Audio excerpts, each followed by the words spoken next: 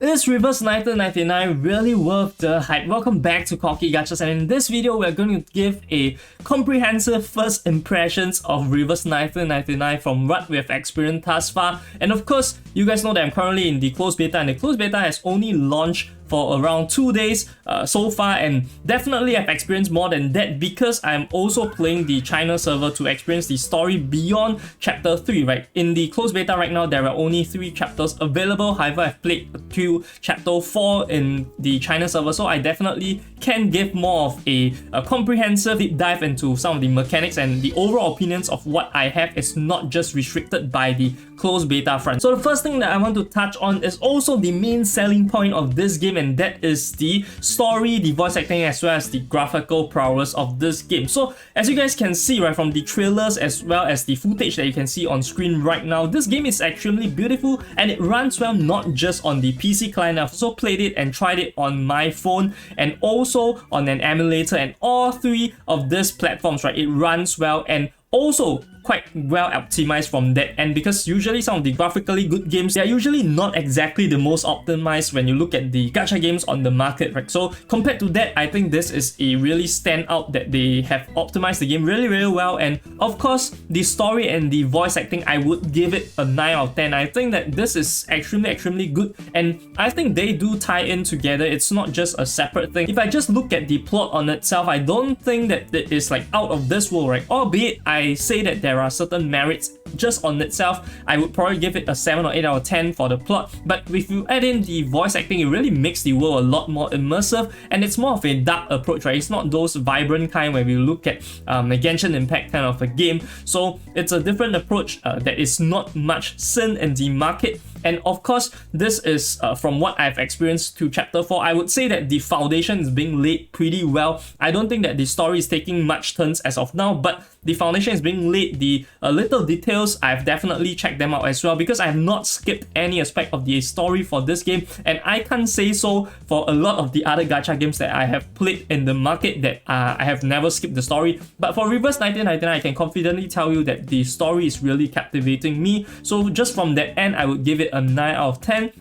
And also the voice acting aspect is great, not just because there is the tonality, etc, but it is more because of the accents. They really found the voice actors that are sort of local, right, to the origins of the characters, to portray them so that there are certain accents that are being captured. I think this is the main highlight from a voice acting end. And this also brings me to my next point, which is the character designs. And from a character designs front, this game takes a slightly different approach compared to the most of the gacha games on the market, which is more waifu focused, right? Because we all know that skimpy waifus sell better than a male character, but in this game there is a good decent amount of male characters, and they are not just gender specific. It's also there are various animals and inanimate objects in this game, as you can see on the screen right now, right? There are various stuff, including a dog that is not being seen right here in the closed beta and not going to be in the official release until the banner actually drops. But this dog basically has voice lines that barks in a different way, right? So I probably think that they got a real dog to voice act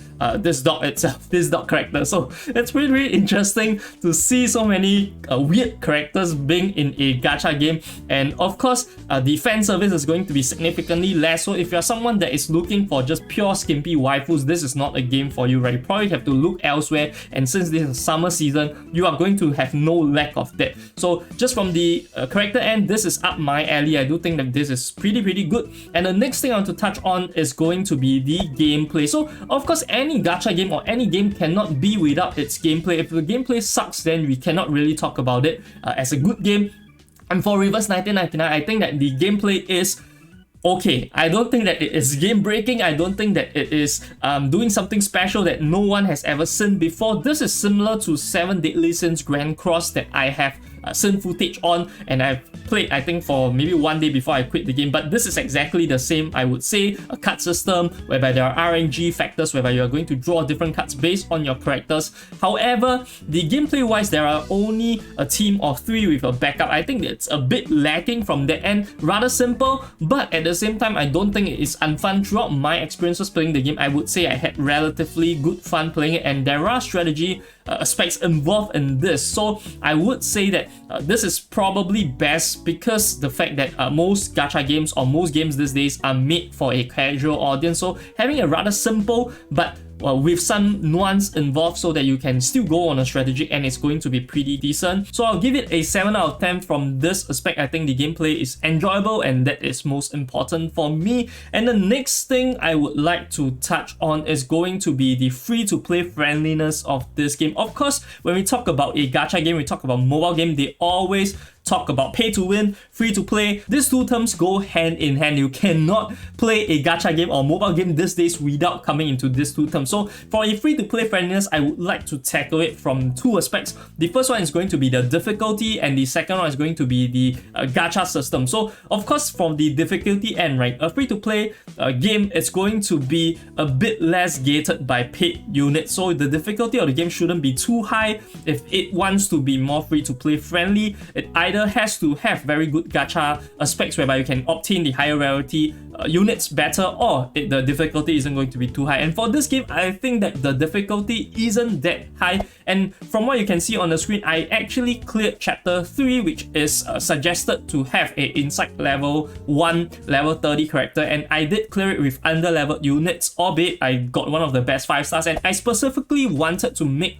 my run in closed beta without any 6-star units because I want to experience the game in a harder form. I think that 5 stars is pretty reasonable for people to get. Of course, there are also going to be other units that you can definitely get, right? 6-star units that you can definitely get when I touch on the gacha system later. But I do think that just clearing it with 5-star units that are under leveled shows that this game is probably going to be more on the easy side. It is also notable that I have some experience with turn-based games, so the casual audience is probably going to need a bit more help in clearing this.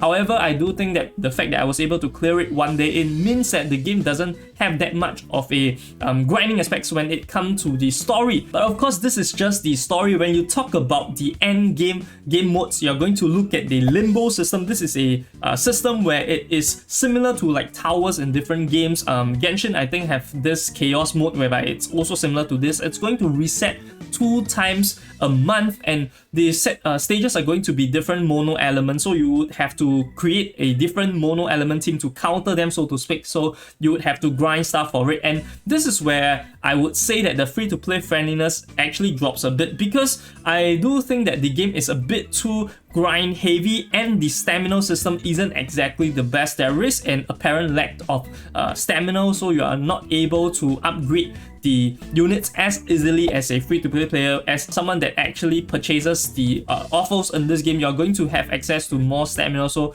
definitely you're going to be able to progress further than a free-to-play player. But from a general perspective, I don't think the game is that difficult, and in fact I would say that the game runs a risk of being too easy from the feedback I've seen, and also from me personally trying out the game in the endgame game modes. I think it might be a bit too easy, and honestly people might at this point say, hey Koki, how is a game being too easy not good? And I would say this because I look at a game's difficulty as a sign of prolonging the longevity of the game, and having a game that is too easy means that the free-to-play players will be able to conquer it very, very easily, and also the pay-to-win players will have no incentive to actually draw for newer units. So the game is not going to survive as long, the revenue is going to be relatively low. So I'm just looking at it from this end. I don't think it's exactly a good thing. So that is just my perspective. You guys might view it differently. So next I'm going to touch on the gacha system, with it relating to free-to-play friendliness of this game. And for a gacha system, they are currently using a 60 soft PT, 70 hard PT, 50-50 PT system. So for people that are new to this, I'm just going to briefly explain it to you guys.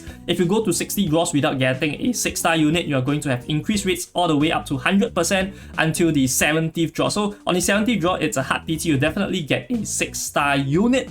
However, there is only a 50% chance if you're drawing on banner, the featured unit, there is only a 50% chance of you obtaining that. For a hard PT, you have to go to 70 plus 70, so it's 140 draws. At that point, you would definitely get the unit that is featured on the banner that you are drawing, and also the PT carries forward. So if you were to get 70 draws for the current featured banner, and then you'll save up another 70 draws, after which you have missed on the current featured banner unit, you are going to definitely get it on the next banner. So you can actually save up PT this way. So I think that it's generally quite good And also from a income perspective, right? After all the events are being said and done and the beginner rewards are being all accumulated, right? Usually at the start of the game, you're going to get more pools necessarily. So after that is gone, you're going to have a harder time of getting 6-star units. But from what I've heard and what I've researched, it's 1.5 months, including events, to get a 6-star unit. I don't think it is exactly the worst, especially since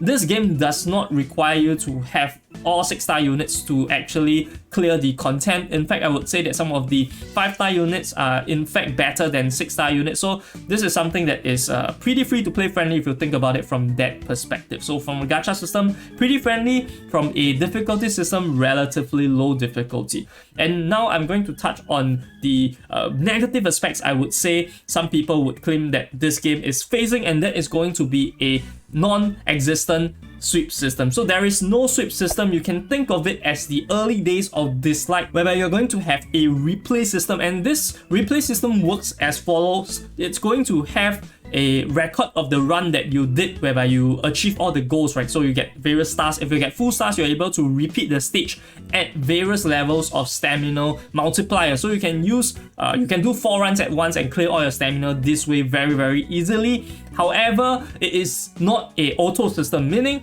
it is going to involve you min-maxing the run that you have recorded into the stage itself. So for the stage, you're going to have that specific run. You will need to constantly upgrade the run if you want to farm faster. But given that the stamina isn't the highest in this game, right, like I mentioned just now, I don't think this is going to be much of a flaw or a downfall of this game, right? A lot of people would claim that no auto system means it's a bad game, but I don't think so. I would say that in this game itself, for now at least, the auto system isn't much needed. The replay system actually makes it a lot better because people will have goals to reach, right? If you are going to constantly farm this stage, you want to min-max and you want to speed run it with the most optimized characters. So it kind of adds a bit more values. It kind of gives you extra goals that you would want to achieve. So me personally, I don't see it as a downfall, but for a lot of people, without the sweep system, it is definitely going to be a downfall. But as of now, given that the content of the game isn't that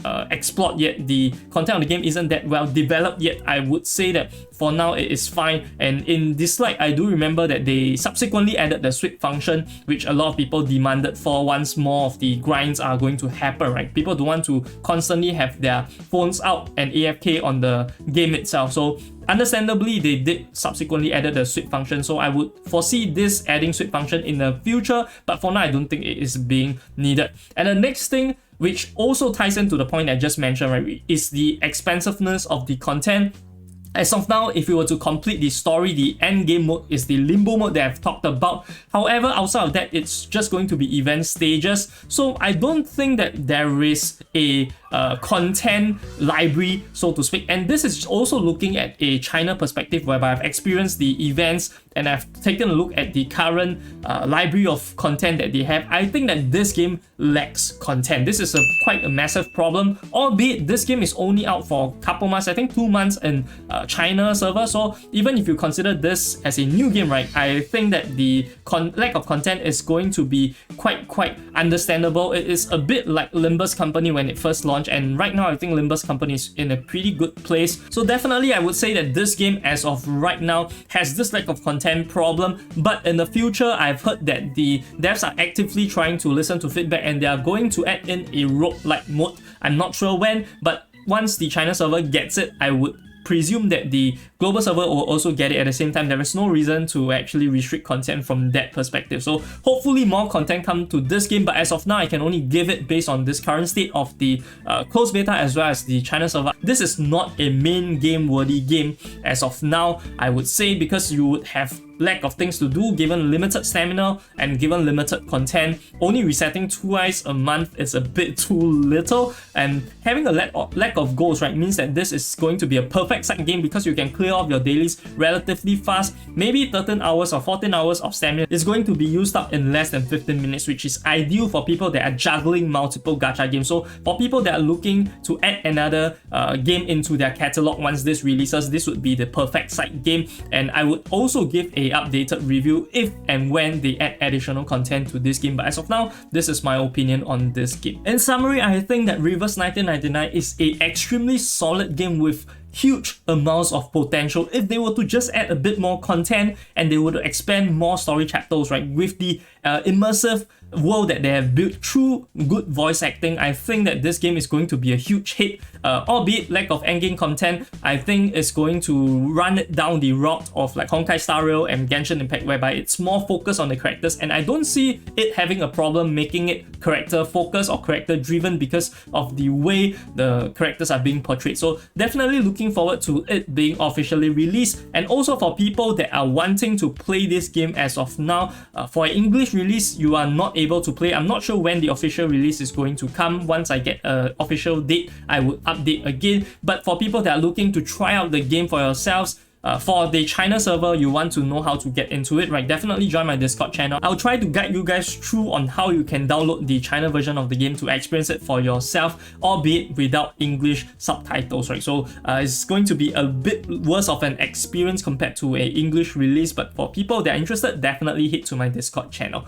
And that about does it for this video. I hope that you guys enjoyed it, and also leave a comment in the comment section below what you guys want to see from me next. I'll see you guys next time. This is Corky Gachas, signing off.